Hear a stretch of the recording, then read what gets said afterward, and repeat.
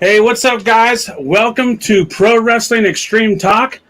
And tonight we got another interview going on from an indie worker up in New York by the name of Invincible Vince Valor. And we will bring him on here in a few short moments. I'm going to bring JJ on. What's up, Jay? Larry, how are you, bud? Good. How are you? I'm doing well. So, real quick before we bring Vince on, our predictions last night panned out pretty decent. We were over 50%, so I think that's a win. Yeah, absolutely. Yeah. So we got Invincible Vince Valor on tonight. Pretty exciting. I'm excited about this one. So you ready to bring him on? Bring him on. All right. What's up, Vince? Welcome to Pro Wrestling Extreme Talk. What's up, guys? Thank you for having me. How are you, Vince? I'm great, man. How are you? Good, real good. So what's going on? Looks like you're in a training facility or something. Yeah, I'm training. I'm getting a little ring time right now. There's a ring nearby close to home, so I've been spending a couple nights a week here. So it's great, especially during these uncertain times to where wrestling's very limited, so you take whatever ring time you can get. Right, absolutely. So a lot of people that don't know you, so you want to go ahead and introduce yourself, let everybody know who you are, where you're from, obviously your name, if you want to do your age, height, weight, do all that. My age, I'm 28 years old. Yeah. Height and weight, I'm about 6 foot, about 220. I've been wrestling for 11 years. I do a lot out of the Western New York area, but it was actually Canada was where I trained. I trained out in Rochester initially, and I started in 2010. Then I made my way over to the other side of the border, which is a lot closer to home for me, being from Niagara Falls. So I was right across the border, but there's also the trouble of dealing with border patrol 4 times a week to train. So there was that fun too. But okay. The Neo Wrestling Federation dojo. I had the opportunity to train with some of the best wrestlers in the world. Sean Spears, Pepper Parks. Ultimately, my head trainer is Tiberius King, and I've learned so much from him. There wouldn't be any me without him. That's awesome, man. I'm a big Sean Spears fan. Yeah, he's great. I was able to learn as much as I could early on from him before he made his way for his second go-around in WWE, and now he's with AEW this time around. Awesome. And as you know, I don't know if you watch any of our videos, but I'm a big AEW guy, and my friend JJ up there is the big Roman Reign mark and WWE guy. So we go at it back and forth pretty much every day. We don't need nothing wrong with either side. Me and Roman Reigns is great. AEW is great. It's all wrestling. It's all fun. Yeah, this is about Vince. We're not bringing that crap into this shit. You know. Oh, so we are allowed to swear on the show, huh? Well, feel free. Feel free. All right. Now we're talking. So, right off the top, I wanted to ask you what was your inspiration for getting into the business? My inspiration for getting into business. Oh boy. Well, so everybody has like that cliche answer of I watched Hogan and Andre the Giant before I could crawl, and I've loved the business ever since. Everybody feels like they have to give you that answer because it's the right thing to say. Everybody's full of shit with that. Everybody has a different way of approaching this. Everybody has a different way of falling in love with the business. For me, I didn't know about wrestling until I was maybe like 6, 7 years old. My mother brought me and my sister to this daycare, and the kids there were really big on it. They had all the action figures and video games and like the videos and whatnot. So like it turned into like sort of this underground fight club in the basement, and it wasn't and like we beat the shit out of each other kind of. And then it turned to a point where my mother got the phone call like, "Hey, your son's been roughhousing. You might want to come pick him up." So since then, like after that, every birthday and Christmas, all I wanted was wrestling figures, wrestling videos, anything I could get my hands on that was wrestling related. So like that was really how I fell in love with it and felt passionate about it. It was something I never grew out of, because you'll talk to people that be like, yeah, I used to watch wrestling back in the Attitude Era, back in the 80s, and I kind of grew. I never grew out of it. That was the thing. And like that passion followed with me all throughout my life. So like that was really like it was something that never left me. So, who broke you in, actually? Who broke me into the business, or who was my biggest inspiration, like to get into this?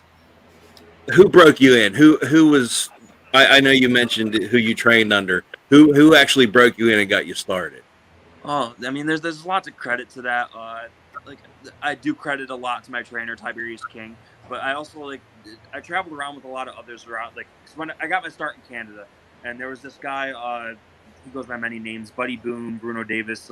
Ultimately, everybody called him Screech, and like he really it got to a point Screech didn't drive, so it was a matter of picking him up and then finding whatever booking he was able to arrange.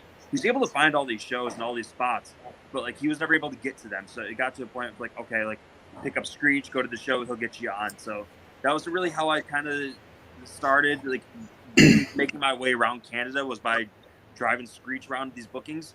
But there's many guys that really broke me into the business and really taught me as much as I could. I credit a lot to the guys in Canada. Like I said, I trained at the Neo Wrestling Dojo, and that locker room was filled with the best of the best in Canada. Like I mentioned, Tiberius King. You had Tyson Dukes, Jake O'Reilly, Cody Deaner, Sean Spears, Pepper Parks.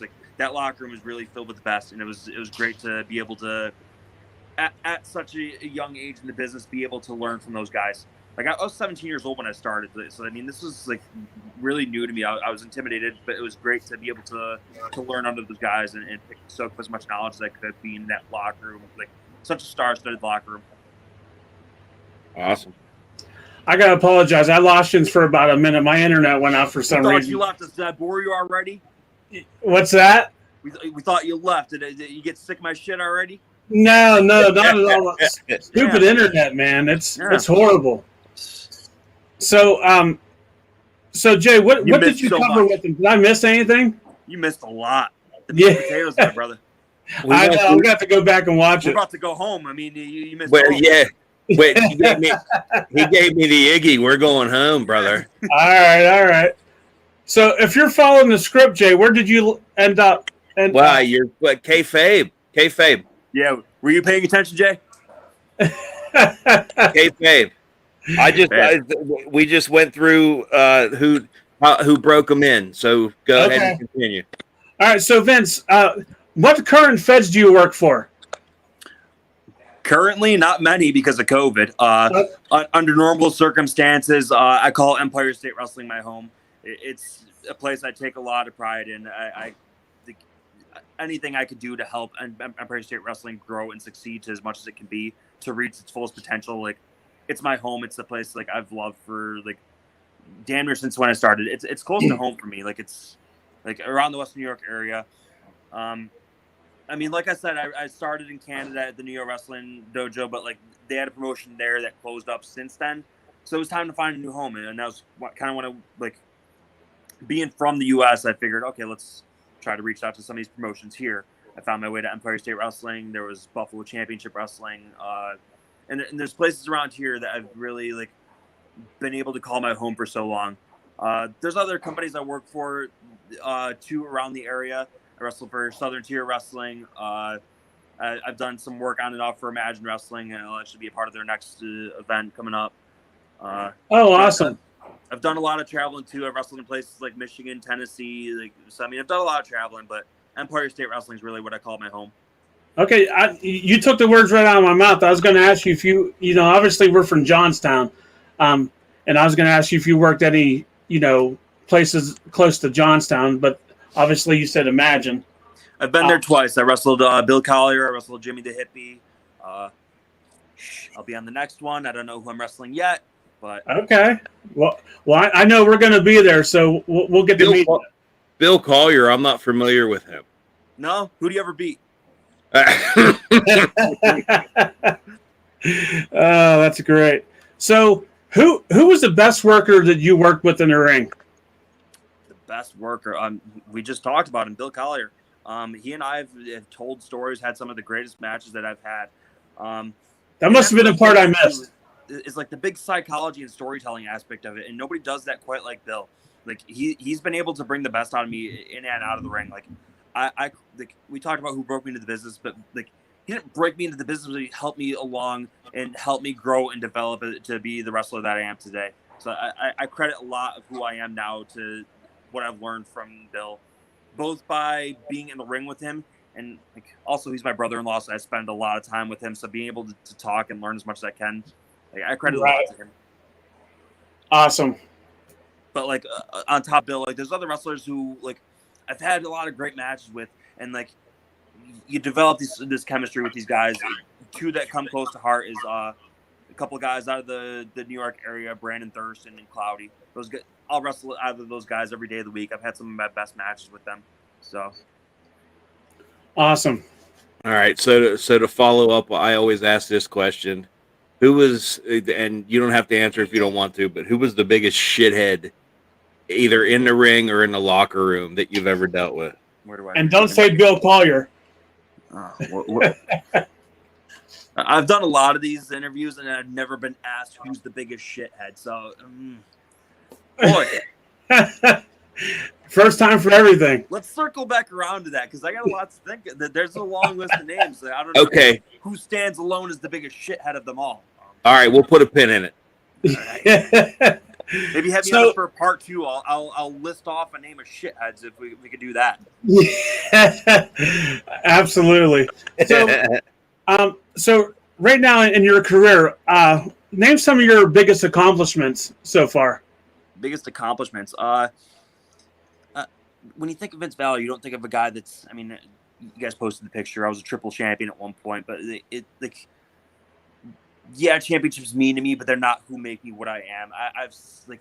I've gotten to a point where like as much as I've been around a lot of these people, like I've gotten to a point where like anybody that I've wanted to wrestle, I've wrestled. So I can't consider that to accomplish. Like starting out, like you start to like grow this sort of wish list. Like, all right, like, I want to wrestle that guy one day. I want to wrestle that guy. So anybody that I've set out to wrestle, I've been in the ring with them. So that's cool for me. Bigger accomplishments for me too. Like, yeah, it's a marked thing, I guess, but it's cool to see your name in print. So the first time I made the PWI 500, like that was cool for me. Like the first time I was able to do extra work for WWE, that was cool. Like it's these bucket list milestone things that like, wow, like everything comes full circle. Like I was able to do extra work for the last SmackDown show before COVID hit, and it was in the building like I went to a lot as a kid. My dad used to take me to these shows, so it was awesome to be like, wow, like I sit up in the stands and watch these shows, and now I'm backstage eating their catering. So it's getting paid for it. It's cool. Absolutely. So what extra did you do for WWE? Did you just extra on hand or? Just on hand. They didn't have us do much. Like I said, it was right before COVID hit, so they were kind of really precautious. Like, all right, can we really do much with these guys? So just kind of hung out with like I used it as a learning experience. I was like you're supposed to be a fly on the wall there. I was close enough to where like I could sit and listen to these guys put together the matches, and that was enough of a learning experience for me. It's like, wow, like things are a lot different here than they are on my level. So it was really awesome to be there. Oh, that's pretty cool. So we got somebody asking a question on Facebook by Jordan Dietz. What's your favorite all-time intro music? My favorite all-time entrance music? Oh,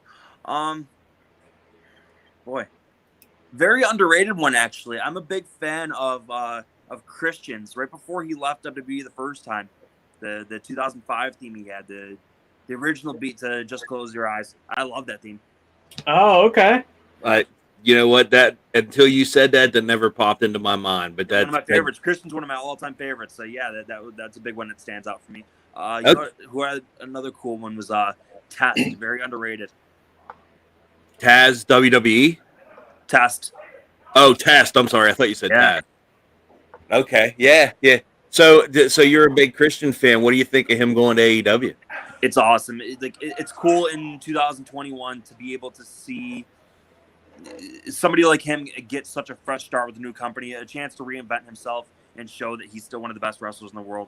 And that's what he is. He's very underrated in my opinion. He's been one of the best wrestlers in the world for the past 20 years. It's great to see him get this opportunity to get a fresh start. Christian's one of my biggest inspirations. I watch and study from him as much as I can. A bigger one for me is my favorite wrestler of all time, and that's Eddie Guerrero.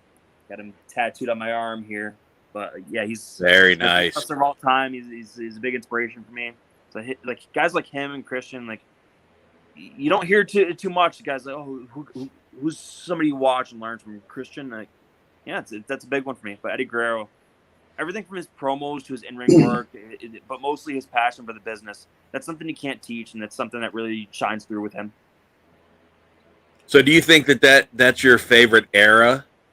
Is the Guerrero, like when Eddie was on top and Christian got that world title win? Would you say that's your favorite era of wrestling? I would say so, because that was really when I got to the age of, not necessarily like started to grow up at that age. I was probably maybe like 12, 13, 14 at the time, but that was when I was beginning to the age of like where I could start to appreciate more of like the storytelling, appreciate more of the stars that were coming up, and appreciate the guys that like were inspiring to me.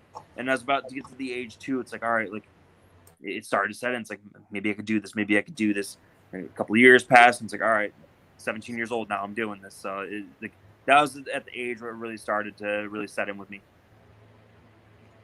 Awesome. So we had written down here who had the biggest impact on your career, but you've answered that numerous times already. So I'll go to what are your future plans in the business? Future plans.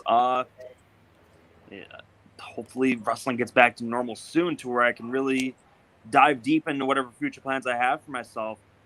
Before COVID hit, there was supposed to be a big plan for me at Empire State Wrestling. My trainer, Tiberius King, he's been on and off. He's getting up. I want to say he's getting up there in age, because if he's watching this, he's going to tell me I'm calling him old and shit. I'm not saying that. But his best years are behind him, and we talked. He was going to do one more run to wrestle me. Like I said, I've wrestled everybody I wanted to wrestle except him. He's number one on my bucket list. That's before I'm able to hang it up. I have to have that match. I have to have that story with him, that teacher versus student feud. I need to be able to have that match with him, and at the end of it, like, make him proud. That's what means more to me than about damn near anything else in the business. Awesome. So we got another question from somebody on Facebook. This question is coming from Tony Penna Jr. What are your thoughts on WWE Hall of Famer Coco Beware? I love Coco Beware. I did a couple events with him here and there. He's something. He's a character. He likes to do this thing where he lets his entrance music run through all the way, and then all the way again, and then all the way again, before he finally gets told he has to leave the ring. He's not very good at the listening thing, but he's great. He's Coco Beware. He's exactly what you expect when you see Coco Beware come to the locker room. Oh, that's funny. Thanks for the question, Uncle Tony. That was much appreciated. Yeah. All right, Vince. So, where do you see yourself in 2 years in your wrestling career? Retired, dead. I don't know. I don't know. Like my big goal in wrestling is to leave wrestling better than when I found it. So I mean, I never, as much as I don't want to say I'm getting up there in age. I mean, I'm 28. Don't make me. Am I old? I don't know. I mean, but I've got 11 years in this. My best years are behind me, but I do want to help wrestling grow to be what it can be, and like that's my biggest goal right now is to help others, not necessarily help myself. I've done all I've necessarily wanted to do aside from that Tiberius King match, but my biggest thing right now is helping others, helping wrestling succeed as much as I can. That's awesome. Do you have sorry, what the hell was that? My dog just did a run in. That's a dog? Well, that's it. Him with a squeaker. Yeah. Right. This is highly unprofessional. I assure you. Any regrets in the business? 11 years worth. Okay. That encompasses a lot of ground. Like I said, you're gonna have to have me out for that part too. But yeah, I've got my regrets. I'm sure everybody does. That's also a question not necessarily used to getting asked on these things. So that's something I'd really have to think about and take the time to dive deep into. Part 2, we'll get all the regrets, the shitheads, all the bad stories, the travel stories, all that bullshit. There's a good, there's a bad, there's an ugly to this. Let's talk about the good for now. Absolutely. Well, we'll definitely schedule a part 2. All I'm right. already booking myself for the next show. How about that?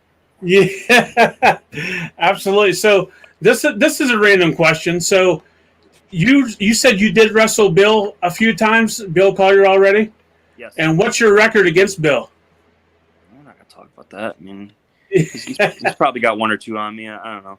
I can answer that. Bill went over, I'm sure. Listen, Bill told me after the second time, he says, because I beat him twice, 2 consecutive months in Erie. He says, nobody's ever done that. Nobody's ever pinned him 2 months straight. So I was number 1 to do that. But we kind of traded a little back and forth thing. We did like a year-long program in Erie. And that was huge on storytelling. It started with, I don't know if he's told you guys this story. It started, there was their Christmas event. And he was wrapping up a heavyweight championship match, about to be a 4-time champion. I hopped the rail and smashed a light tube over his back. That's the last image that the town sees before Christmas. That's a family-friendly crowd giving me death threats after that. Merry Christmas, huh? Merry Christmas. And I have to see him for Christmas. Like I say, he's my brother-in-law. But we built that story up so huge. That's when we talk about my greatest memories in wrestling, that whole year-long program, that stands alone as like one of my biggest accomplishments. To be able to tell that story is to make it. I mentioned he's my brother-in-law, but like that sort of breaks kayfabe, whatever. But we made kayfabe alive in that, and that's sort of time where people were like, "Oh, kayfabe's dead." And no, the hell it's not, because we made people believe. We made people believe that we hated each other. He's my brother. We went on family vacations together. We went out all the time. Guess how many family photos we posed in together for Disney World, because we didn't want people seeing that we were together. We wanted people to believe that we were hating each other. We did the light tube spot. We did a fans bring the weapons match, a rat cage match, a steel cage match, all this shit. And it told a magnificent, sorry, they're disturbing me here. A magnificent story. And it's something I'm very fond of. Hey, at least you don't got a dog squeaking a toy in your back. Yeah, no, those rats or weasels or whatever the hell that was. I apologize. That was highly unprofessional, and I'm going to beat that dog when I get off of here. Oh, shit. I mean, here we go. Now we're going to have FEMA after us or whatever it's called. You can edit that out. I'm not going to beat the dog, I promise. All right. I mean, whatever you do in your own time. I mean, I should not have said that. I apologize. Okay. Yeah.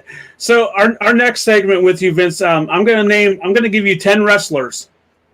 I'm going to name them, and you give me the first word that pops in the top of your head, what you think of them. All right. All right. Yeah. So, first one, Jon Moxley.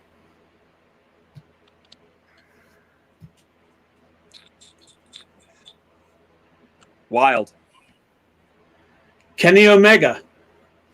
Ugh. Not a fan. Roman Reigns.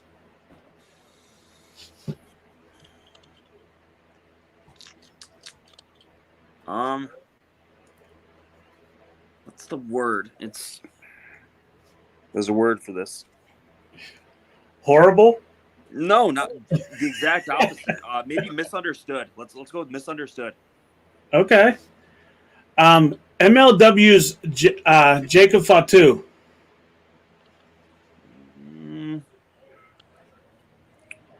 Talk about his family legacy. MJF.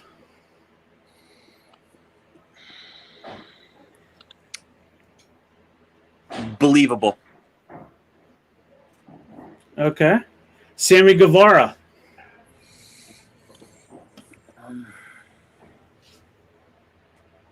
He's athletic. James Storm. I got a James Storm story for you. But money. Leo Rush.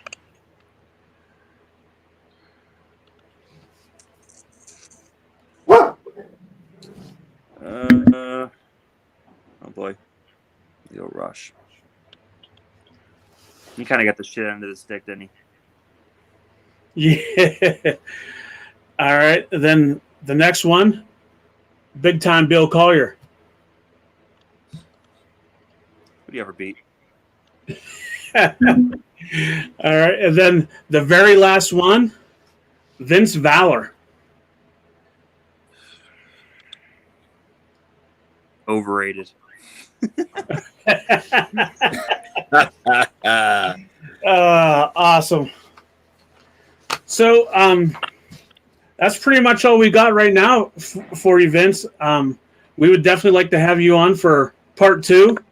We'll absolutely do that. To hear some more stories and whatnot. And, as JJ said, who's the shithead in the locker room or whatever he called it. I'm not sure what the hell he called it, to be honest. We could do some long-ass episodes of shitheads in the locker room and in the ring.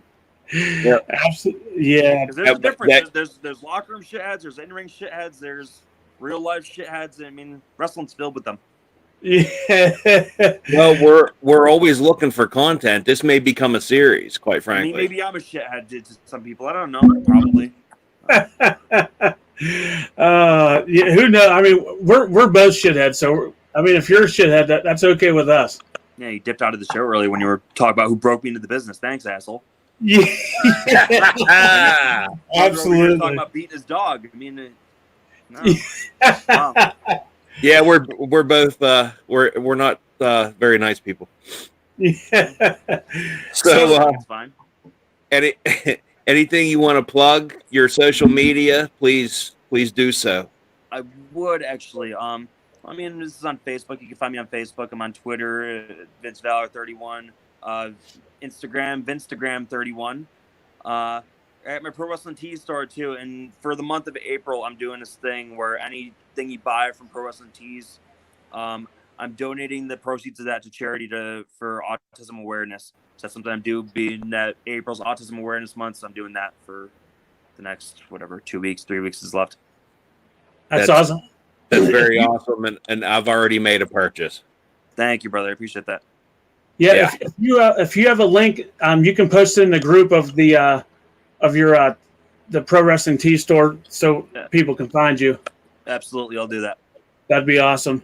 So, yep, we'd definitely like to have you on again, and we appreciate you taking time out of your training and coming on and talking to us, two jabronis. 2 jabronis. 2 shitheads. And 2 shitheads, absolutely. Thank you guys for having me on. I really enjoyed this. All right, Vince. We'll talk to you soon, man.